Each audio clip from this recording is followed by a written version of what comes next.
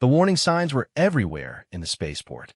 Big red letters in 20 different languages, holographic projections showing gruesome deaths, and audio warnings that played on loop.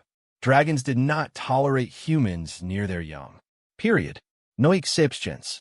Marcus Chun wiped the grease from his hands and looked up at the massive starship docked in Base 7.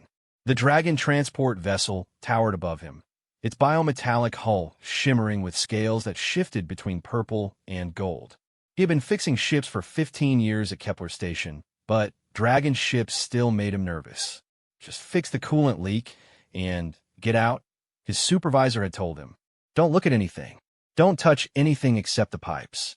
And whatever you do, don't go near the nursery deck. Marcus grabbed his toolkit and headed up the boarding ramp. The ship's interior was nothing like human vessels.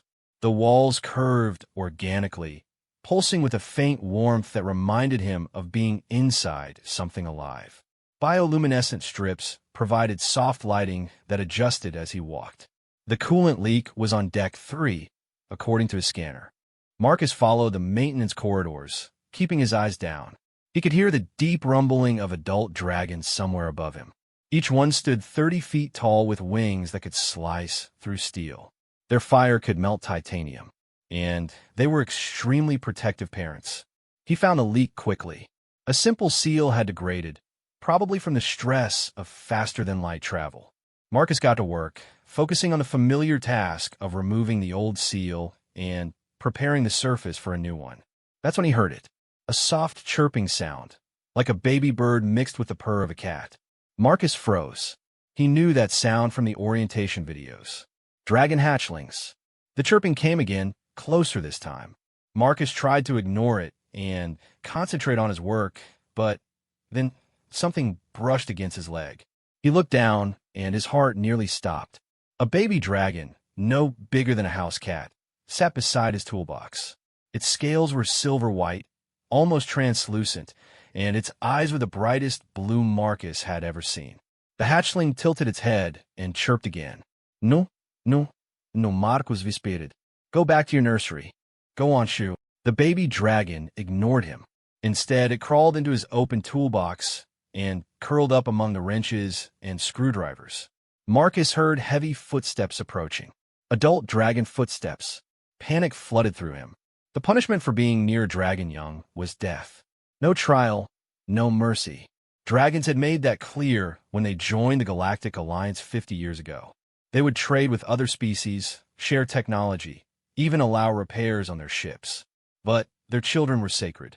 Marcus tried to gently lift the hatchling out of his toolbox, but it wrapped its tiny tail around his wrist and purred louder. The footsteps were getting closer. Please, he begged the little dragon. You're going to get me killed. The hatchling opened its mouth and made a new sound. Not a chirp or a purr, but something that sounded almost like Makus. Marcus stared. Dragons learn languages quickly, but hatchlings speaking? That was supposed to be impossible. They didn't develop language skills until they were at least a year old. Makus, the baby repeated, nuzzling against his hand. The maintenance corridors suddenly felt too small. A massive shadow fell across the doorway as an adult dragon appeared. Marcus couldn't move, couldn't breathe. The adult scales were deep crimson, and smoke curled from its nostrils. The dragon's golden eyes locked onto Marcus, then moved to the hatchling in his toolbox. Marcus waited for the fire, the claws, the inevitable death. Instead, the adult dragon made a sound Marcus had never heard before. A long, low note that vibrated through the ship's hull. Other dragons appeared, filling the corridor. Blue scales, green scales, black scales that seemed to absorb light. An entire group of adults, all staring at the tiny silver hatchling. The baby dragon climbed out of the toolbox and onto Marcus's shoulder. It spread its tiny wings and chirped defiantly at the adults. I'm sorry, Marcus managed to say. I didn't mean to, it just appeared and... The crimson dragon lowered its massive head until it was level with Marcus. When it spoke, the translator in Marcus's ear converted the rumbling sounds into words. The hatchling has chosen. Chosen what? Marcus asked, though he was afraid he already knew the answer. You. The other dragons began to back away, creating a path. The Crimson Dragon's eyes never left Marcus's face. This is impossible, the dragon continued. No hatchling has chosen a human in our recorded history. The bonding is sacred. Once formed, it cannot be broken. Marcus felt the tiny claws grip his shoulder tighter. The hatchling was purring again, a sound of pure contentment. I don't understand, Marcus said. I'm just a mechanic. I fix things. I'm nobody special. The young see what adults cannot, another dragon said, this one with scales like polished obsidian. They sensed the soul beneath the surface. What happens now? Marcus asked. The Crimson Dragon straightened to its full height. Now you have a choice. Accept the bond and raise the hatchling as your own, with all the responsibilities and dangers that entails. Or refuse and watch the hatchling waste away from rejection. Those are the only options when a choosing occurs. Marcus looked at the tiny dragon on his shoulder. It was watching him with those impossibly blue eyes, trusting and vulnerable. He thought about his empty apartment back on the station, his life of fixing machines and eating alone. He thought about the warnings, the rules, the 1,000 ways this could go wrong. The hatchling chirped softly and rubbed its head against his cheek. I accept, Marcus heard himself say. The adult dragons exchanged looks that Marcus couldn't interpret. The Crimson one spoke again. Then you will come with us. There is much to learn, and the High Council will want to examine this unprecedented event. You are now parent to a dragon, Marcus Chun. May you prove worthy of the honor. As the dragons led him deeper into the ship, Marcus realized his simple repair job had just become the most complicated situation in human-dragon relations. The baby dragon seemed unconcerned, already falling asleep against his neck. Marcus had no idea what he had gotten himself into, but looking at the peaceful little creature that had chosen him, he found he didn't care. Some things in life were worth the risk. The Dragon High Council chamber was nothing like Marcus had imagined. Instead of a grand throne room, it was a vast cavern carved into an asteroid, with crystalline formations that hummed with ancient power. 7 elder dragons, each larger than a shuttlecraft, formed a circle around a platform where Marcus stood with the silver hatchling. 3 days had passed since the choosing. 3 days of traveling through jump gates to reach the dragon homeworld of Pyria. 3 days of the hatchling refusing to leave Marcus's side, even to eat unless he hand-fed her. Her name is Starlight. Marcus had told the Crimson Dragon, whose name he learned was Flamecaller. She told me in a dream. The dragons had exchanged meaningful looks at that. Apparently, dream communication was another impossibility for a hatchling so young. Now, facing the council, Marcus tried not to shake. Starlight sensed his nervousness and wrapped her tail around his arm, sending waves of comfort through their growing bond. The eldest dragon, scales so dark they seemed to contain dying stars, spoke first. In 10,000 years of recorded history, no dragon has chosen outside our species. You understand why this is concerning. Marcus nodded. I understand, Elder Voidwing. But I didn't seek this out. Starlight chose me. The question, said another elder, her scales shifting through every color of the spectrum, is why. What makes you different from the billions of other humans? I don't know, Marcus answered honestly. I'm just a mechanic. I fix broken things. Starlight suddenly stood up on his shoulder and chirped loudly at the council. Her mental voice, getting stronger each day, pushed a single thought into Marcus's mind. Show them what? Marcus whispered to her. The hatchling jumped down and scampered to his toolbox, which he'd been allowed to keep. She pulled out a broken diagnostic scanner with her tiny teeth and brought it back to him. Understanding dawned. Marcus sat cross-legged on the platform and began to work. His hands moved automatically, finding the problem, a burnt capacitor, and replacing it with practiced ease. Within minutes, the scanner hummed back to life. You fix broken things, Voidwing rumbled thoughtfully. Tell us, human, what else have you fixed? Marcus thought about it. Ships mostly, but also, I volunteer at the Refugee Center on Kepler Station. I repair prosthetics for war veterans who can't afford new ones. I've jury-rigged life support systems with paper clips and prayer. Once, I kept a family's heating unit running through an entire winter with parts from an old coffee maker. He fixes broken things, the rainbow-scaled elder repeated. Not just machines, lives. Starlight purred and sent another thought image to Marcus. This time, he saw himself through her eyes. Not just hands that repaired, but a soul that mended. She showed him every person he'd helped, every life made better by his work. The hatchling sees truly, Voidwing said. But seeing is not enough. If you're to raise a dragon, you must understand what that means. Chromatic, show him. The rainbow elder's eyes glowed, and suddenly, Marcus's mind filled with images. Dragons soaring between stars. Dragon fire forging planets. Dragon songs that could shatter moons or heal dying suns. The responsibility of raising a being of such power was staggering. Starlight will grow to command forces that could destroy solar systems, Voidwing explained.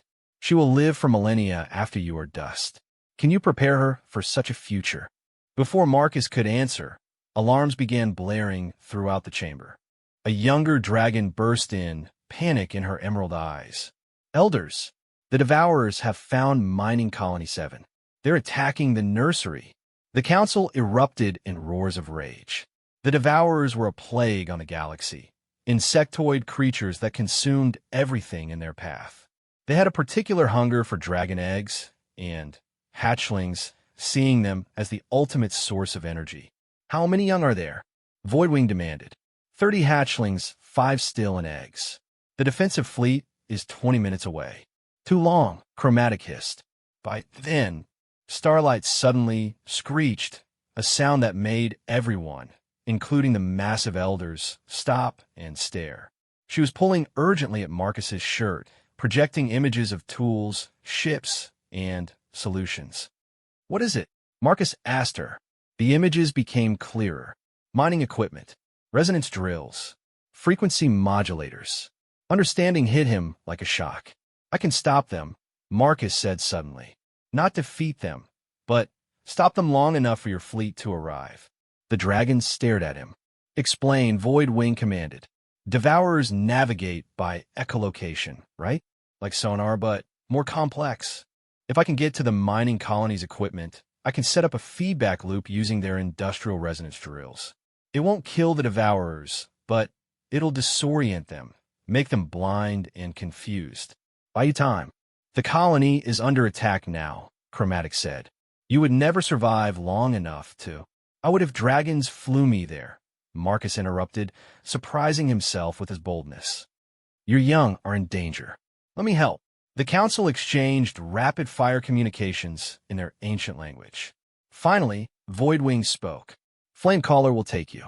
If you succeed in saving our young, none will question your worthiness to raise Starlight. If you fail, I won't fail, Marcus said, scooping up Starlight. I fix broken things. And right now, your defense system is broken. Within minutes, Marcus was strapped to Flamecaller's back, rocketing through space faster than any human ship could travel. Starlight was secured in a special harness against his chest, her small body thrumming with excited energy. The mining colony came into view, and Marcus's heart sank. The Devourers swarmed over it like a living shadow, their biomechanical bodies tearing through defensive barriers. The nursery was a reinforced dome at the colony's center, still intact but under heavy assault. Can you get me to the mining control center? Marcus shouted over the wind. Flamecaller roared acknowledgement, and Devourer drones turned to intercept, but Dragonfire cleared a path. They landed hard on the control center's roof, and Marcus was running before Flamecaller's claws fully touched down. Inside, the equipment was still functional. Marcus's hands flew over controls, reprogramming the resonance drills, linking them to the colony's communication array. Starlight helped, her tiny claws typing sequences she pulled from his mind. Just like fixing a broken harmonic stabilizer, Marcus muttered, but bigger. The first drill came online, sending out a low-frequency pulse. Then, the second, the third, creating an overlapping pattern of sonic waves. Through the window, Marcus saw the Devourers falter. Their synchronized assault became chaotic as they crashed into each other, unable to navigate. "It's working," Marcus yelled. He fine-tuned the frequencies, and the confusion spread through the entire swarm. The Devourers began to retreat, fleeing the painful sonic assault. In the distance, the dragon fleet appeared, driving off the stragglers. Starlight chirped triumphantly and licked his face with her tiny forked tongue. Through their bond, Marcus felt her pride and love. When they returned to the council chamber, carrying 30 rescued hatchlings, the elders looked at Marcus with new respect. "You have saved our young," Voidwing said solemnly. "No greater deed exists in dragon culture. The bond between you and Starlight is approved and blessed. But know this, Marcus Chun, you are no longer just a human mechanic." "What am I then?" Marcus asked. "You are the first human dragon parent, and perhaps the bridge between our species that we never knew we needed." As the council began discussing the implications, Marcus looked down at Starlight, who was already trying to steal tools from his kid again. He had a feeling his life was about to get much more complicated. 6 months had changed everything. Marcus's small apartment on Kepler Station had been replaced with a specially modified habitat that accommodated a growing dragon. Starlight was now the size of a large dog, her silver scales hardening and beginning to show flecks of gold. She could speak fluently in multiple languages and had developed an unfortunate habit of improving any technology she could get her claws on. "Starlight, what did you do to the coffee maker?" Marcus asked, staring at the device that was now hovering 3 feet off the counter and brewing 5 cups simultaneously. "Made it better," she chirped proudly. "Efficiency increased by 400%. Marcus sighed, but couldn't help smiling. Life with a dragon child was exhausting, terrifying, and wonderful in equal measure. His comlink buzzed. Admiral Chun, no relation, despite the shared surname, appeared on the screen. "Marcus, we have a situation. Can you come to command immediately?" "What kind of situation?" Marcus asked, already reaching for his jacket. "The kind that needs someone who speaks both human and dragon. Bring Starlight." The Kepler Station Command Center was in chaos when they arrived. Human officers worked alongside dragon advisors, all focused on a holographic display showing a remote system near the galactic rim. "What's happening?" Marcus asked. Admiral Chun pointed to the display. "Research Station Omega went dark 3 days ago. It's a joint human-dragon facility studying ancient technology. When our rescue team arrived, they found this." The image shifted to show the station surrounded by a shimmering energy field. Ships that tried to approach were gently pushed away. "Is it under attack?" Marcus asked. "That's the problem," Flamecaller said, entering the command center. "The shield is both human and dragon technology merged together. But, according to our experts, such a fusion is impossible. The mathematical frameworks are incompatible." Starlight suddenly perked up, studying the display intently. "Not impossible," she said. "Just need someone who understands both ways of thinking." All eyes turned to her. "Explain, little one," Flamecaller prompted gently. Starlight projected holographic equations in the air with her nascent flame ability, something that should have taken years more to develop. Dragon technology is based on harmonic resonance. Human technology uses binary logic.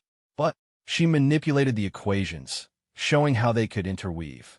If you think of them like music and mathematics dancing together, they can merge. Who on the station would know how to do that? Admiral Chen wondered. Marcus felt a chill. The station roster. Pull it up. The names appeared, and Marcus's suspicion was confirmed. Dr. Sarah Kim and Dragon Scholar Sunweaver. They've been working on unified field theory for years. If anyone could merge our technologies. But why seal themselves in? Flamecaller asked.